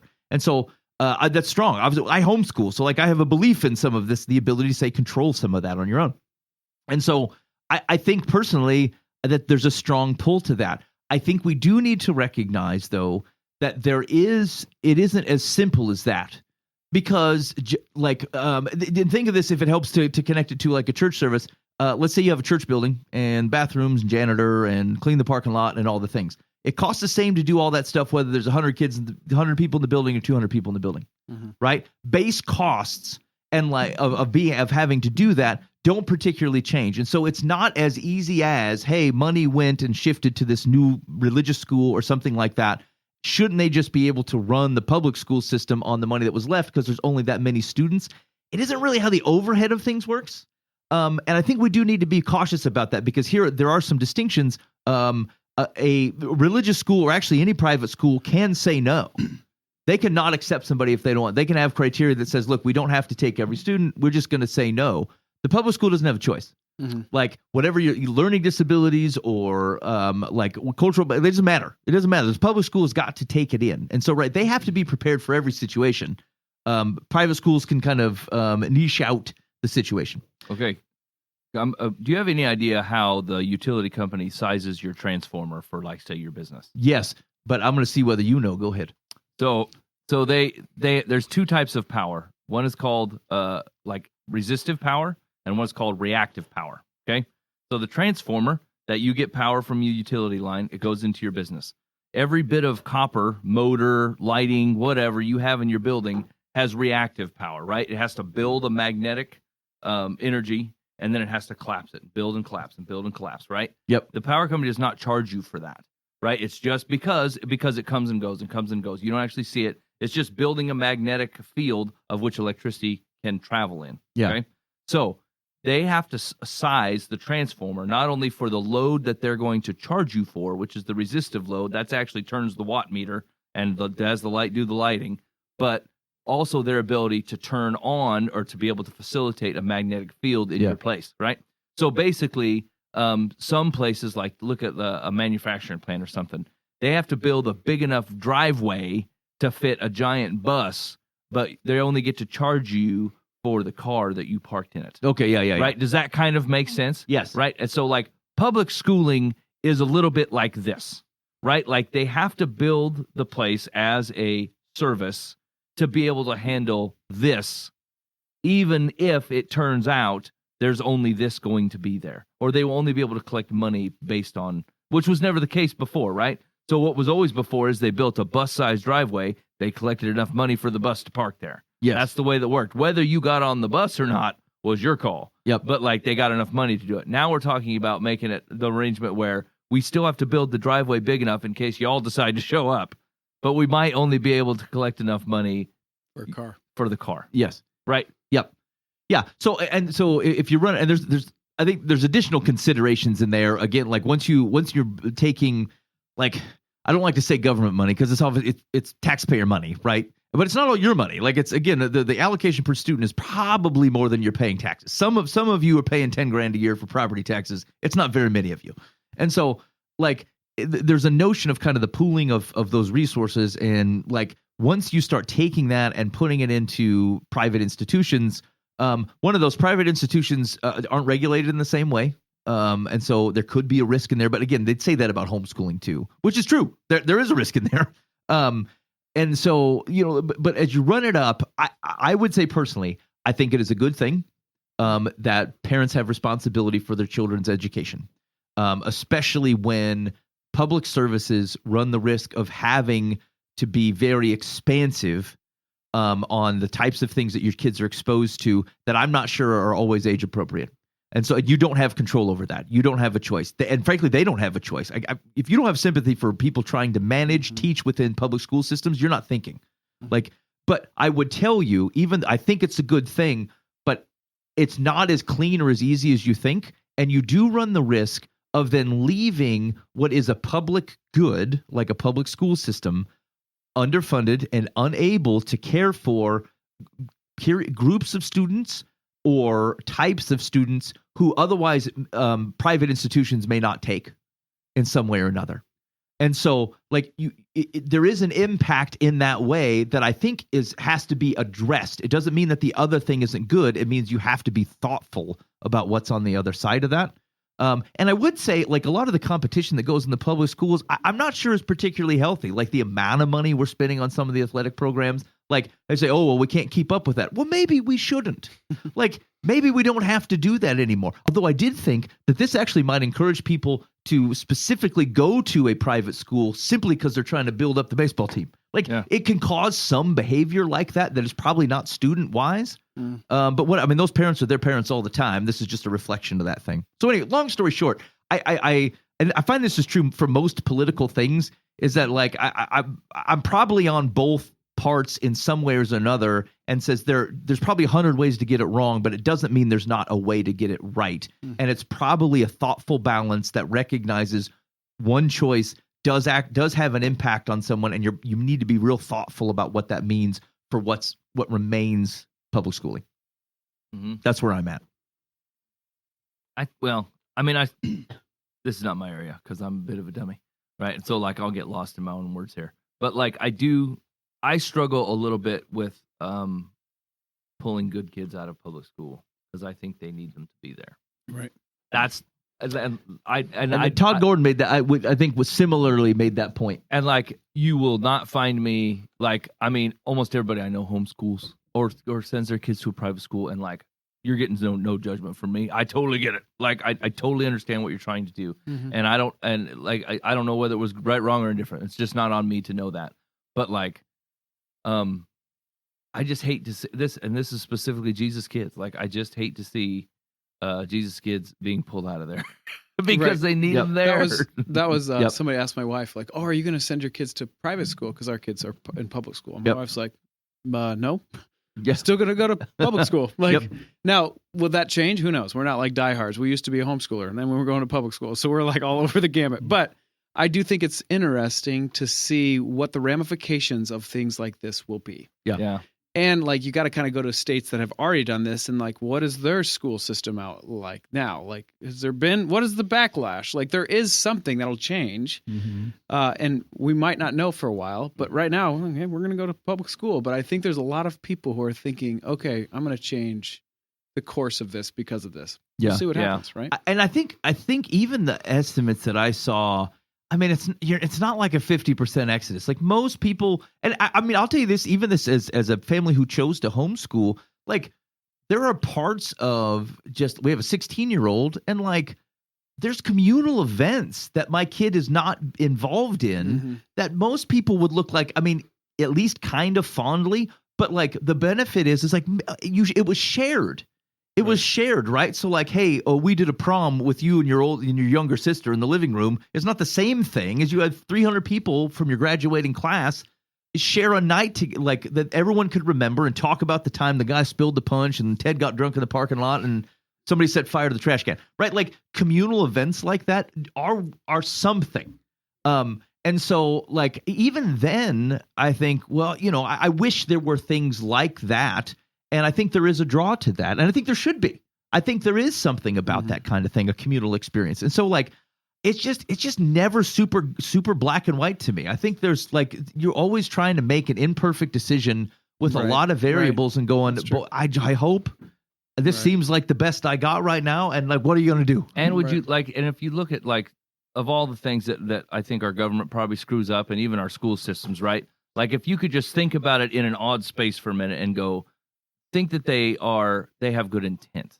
Like everything they're trying to do, they're doing with the best intention, right? When they put an addition on the school, that's helpful. They were like, hey, the population's going to rise by this. We're probably going to have to get tax money for this, right? Like they're not instantly thinking, I want to indoctrinate your kids with the worst of humanity and try to say everything's okay. And like, was not their intent, right? Some of them, they're put in this situation. They're trying to do the best they can, right? And they're also like basing the way that they're going to buy curriculum and update facilities and feed kids based on how many kids are in the community. And it feels a little crappy, just to me, just a little crappy that goes, yeah, I hear what you're doing, but like, we're out. We're just going to out. We're just going to be out. All right. Well, so, but that does solve though, like if there's some level of predictability, like you're not owed all the children in the district to go to a public school, right? So like, if you knew that 10% of the kids were going to do something else, then you should you shift your numbers based upon what we expect. We order fewer lunches. Yeah, we build those things smaller don't turn corners that fast, right? No, that's true. But the lunches do, but like the gym doesn't, or like the adding on a half of the elementary school or something, Yeah, totally. I'm saying, but it will settle over time, and so it is a wrong thing to go, oh, all exponential growth within the community will be in the public schools when you know that there's a program of which 10% most people do, and so. You give it a decade to shift out, it should be more predictable. Yeah, and what's the first thing they're going to cut when they lose budget? Right? That we can't pay the teachers any less, and we'll find out a way to do it. Because they have to sit somewhere, and they have to eat. There's things that, like, the budget can't change. And so the only thing that moves is how often we buy textbooks and how much we pay teachers. Yeah, so what's interesting, though, is, like, I mean, you're in a small school district, right? And so, how dare you? You got a pool? No, we don't have pool. Okay. You find me a school in the metro that doesn't have a pool in it. Yeah, they flaunt it, honestly. What I'm saying is that, like, I think there is a notion of, like, what the high school experience is, and that is taxpayer money, and there is so even within school districts, like the types of things where, like, hey, look at the difference between a private school and a public school, that exists between multiple public schools. Mm-hmm. As a matter of fact, you're more likely to see the movement of people to private institutions in, like, urban areas. Like it's not very likely that like everybody out in Greenfield, like that they're going to pop up a private school to like wage war against Greenfield. Right. Yeah. Like it's likely to happen on where there's more money in the communities anyway, because the transportation makes sense and the building cost makes sense. And so like there's going to be an imbalance. It's going to feel like there's an imbalance on how people move. Regardless, I think that's going to take a while to flush that out. Like the only example I can think of is like, let's say there's like a mile country road to this dude's house, and he's like, "Stop taking my tax money. I own a plow. I will handle this on my own. I'll get myself in and out." And the county's like, "Okay, I totally get it, right?" And so until the guy moves, and someone else moves in who doesn't own a plow. Yes. Now the county's back in charge of running this entire 1 year. You know what I'm saying? Yes. And they haven't been collecting any money to pay for it for the last 6 years because Plowman moved in. Yes, I agree with that. That makes it hard. Yeah, I think it does make it hard, and I think like the predictability, and that's fiscally. But to your point, I think as you think about the intentions of people, I think that is mostly true. But the intentions of the teacher who is using like pronouns and not telling parents is because they think it's for your kid's own good. Yeah. That's the thing that people are trying to protect, is like someone who says this teacher, this school district, something in there says you know better than me. No, I know you didn't want your kid to look at the sex ed thing, but like you're depriving them, and we showed them the penis. No, anyway. I agree. And so like, I get that. is it a right caution? Of course it is. Does it make sense to then not be a part of that at all? That's where I think it's difficult. I think that's a much grayer area. Yeah, I agree. All right, you're listening to Live from the Path. Hey, I'm interested in your thoughts, but not your lobbying. 515-517-0085. If we're not thinking about this wisely, how can we take this in from people who love Jesus and love children, and actually, I think, And love communities. and love communities. I do, and I think that's one of the things is don't be too narrow-minded when it comes how you think about your community. Like, yes, maybe you think it's wise to take your kid and put them in a private school. Okay, I can respect that, but like, the rest of the people who are still going to this public school, like they're going to be the people who are running for mayor later on and opening the gas stations. And like, it's in everybody's best interest that people are well educated, regardless of how efficiently you think the government uses the money. And so what I'm saying is you can't bail from the conversation. You can work your best to improve it. It is not in anybody's best interest to bail from it and go, well, my kids are covered, I'm out.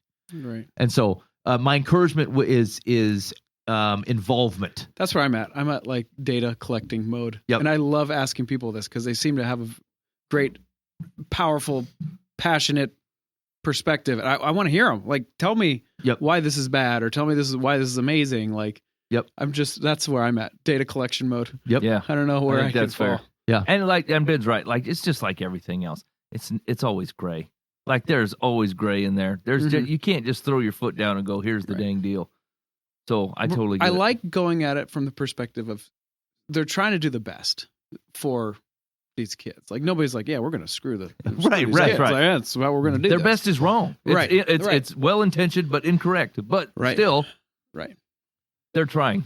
Good. Yeah. There's usually only a minimal amount of people in there trying to, with an agenda. Yeah, agreed. To teachers. I mean, my wife works in a school, right? So I hear some of the stories, and there have been situations where there's someone with an agenda. Usually, at least still in this area, they do get rooted out at some point. But I don't know how much damage, they do.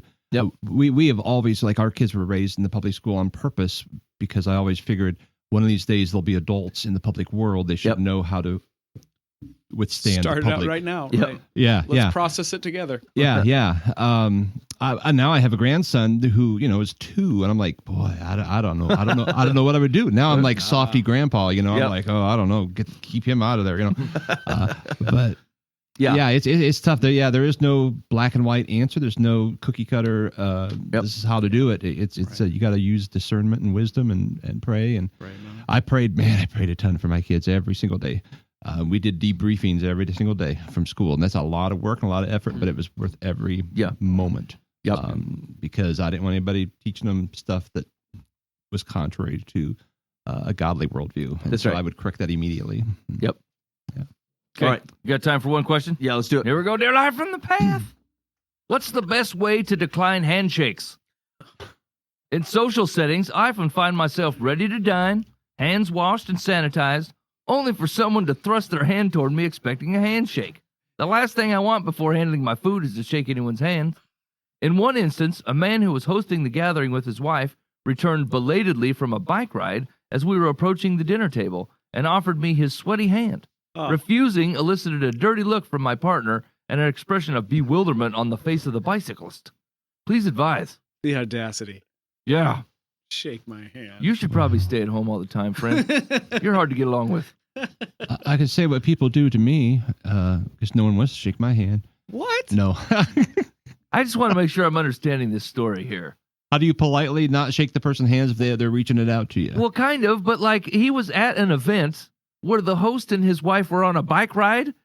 He was about ready to eat the food at the event, being hosted by people that aren't there. And then they come trolling in off a bike ride, sweaty and gross. Kind of the party and they're I like, go to. You know whatever, Henry. How you doing, buddy? And out for the handshake goes the sweatiness. Now, wait a minute. Is this guy eating with his hand? Isn't he using utensils? He doesn't make Unless it's a mention of that. taco bar. I don't know that this, unless you're like ham fisting stuff and throwing it in your face, just use the utensils. Okay, his issue is to shake hand. Just do a fist bump. They're doing the hand, just do the fist, and they'll say, "Oh, okay," and then they'll fist bump you. Is that acceptable? Sure. Doesn't that get their Post-COVID. gross sweatiness all over your fist hair? I mean, I don't want that stuff dripping onto my chicken grease. yeah.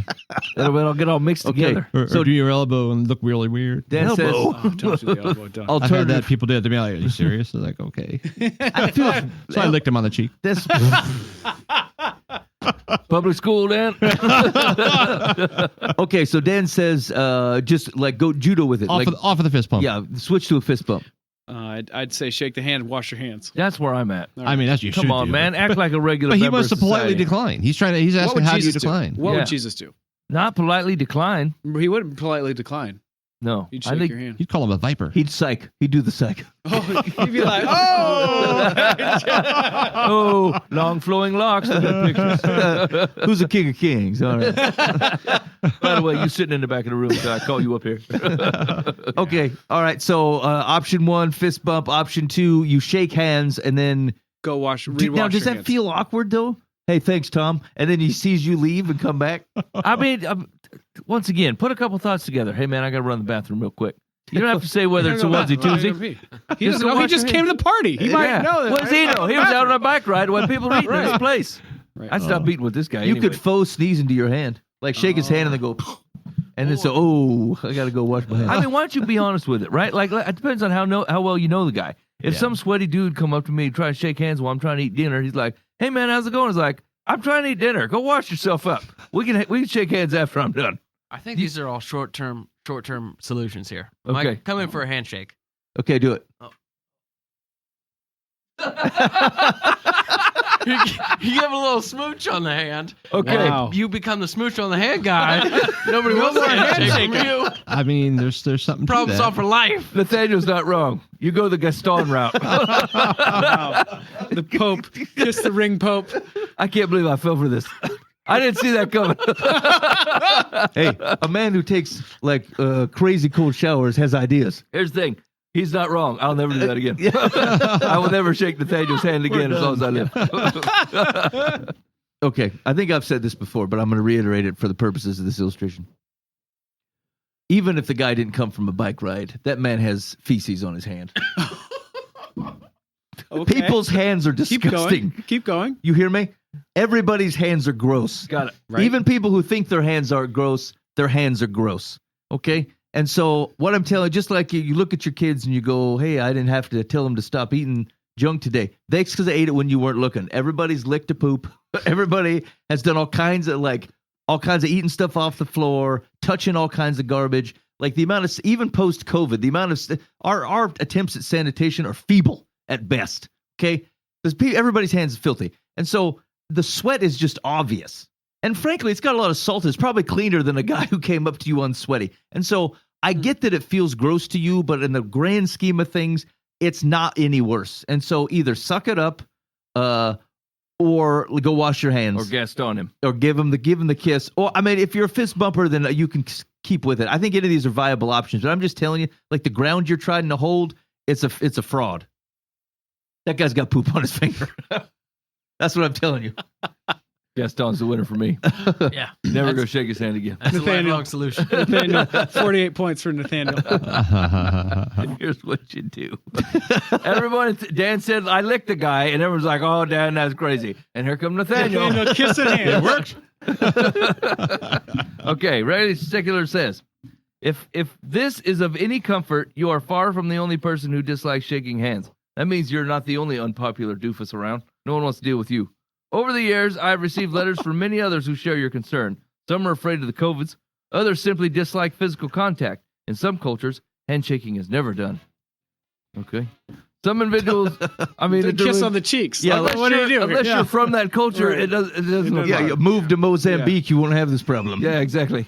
Some individuals avoid it by placing their palms together, leaning forward a bit, smiling, and saying something like, "Great to see you." Wait, like a bow? Yeah. Like a one of these? Yeah. No. Oh. That's weird. Yeah, Great you to can't see be you. Johnny Wonderbread coming in with a bow.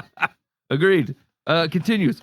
You could say, great to see you, or how was that bike ride? Yeah. If you don't do this already, keep a small bottle of hand sanitizer on your person to use when you're out of office. Oh, yeah, that don't look weird. You That go to your doesn't look Manny weird, yeah. pack and take a couple squirts. Bathe yourself Yeah. in that. Everybody loves that. Every time you shake their hand, they get out this thing like, Just go to the bathroom. It's way less obvious. that guy's got feces on his hands, live from the path, told me so. Yeah. Okay. That bowing thing's weird. Oh, it's straight weird. Welcome, Daniel-san. Like, there's no reason for that. Can we do that from here on out? Yeah. Whenever we see each other, just bow to me. We'll just bow. Welcome. Well, How was I'll your bow to car you, ride I'll know. here? Or if it's Nathaniel, I know he's going to kiss my hand.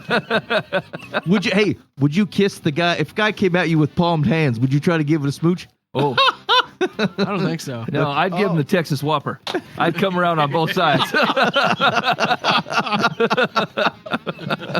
And then I'd shake that. Yeah. Hey, nobody gets away with acting like this. Here's the thing. That ain't iron sharpens iron, right? That's hot dog bun. We can't help people like this. We're like, look, man, I'm going to touch you all up in your armpits and give you what Willie. And you got to get over this thing. It's handshake time. Come on, bro. It feels like the Matthew McConaughey. Yeah, it That's does. what it feels like. All right, you've been listening live from the path. Thanks so much for hanging out with us tonight. We really do appreciate it. Big thanks to Phillip Ramsay from The Uncommon. Go to theuncommon.com for more information. Sign up, listen to that podcast. Also, you can look for the Uncommon Wealth podcast. That's also Phillip's. Lots of good, interesting information on there. And enjoy it. And make sure you hit him up. You got any feedback for him? You want to talk to him about The Uncommon? What's a good email address someone can get a hold of you at? Yeah, Phillip, Phillip, at uncommonwealth.com. There it is. Hook them up. And you can always let us know. Let's say you want to say something real negative about Phillip, but you're not man enough to say it to his face. We'll say it to him. Yeah. Use the Life in the Path complaint line, 515-517-0085. We appreciate you hanging out with us, and then we'll probably be back next week. Yeah. I got a couple weeks where I might not be here. We'll see how it shakes out. I don't In the care. meantime, be faithful in the means. God will handle the ends. You've been listening to Live from the Path.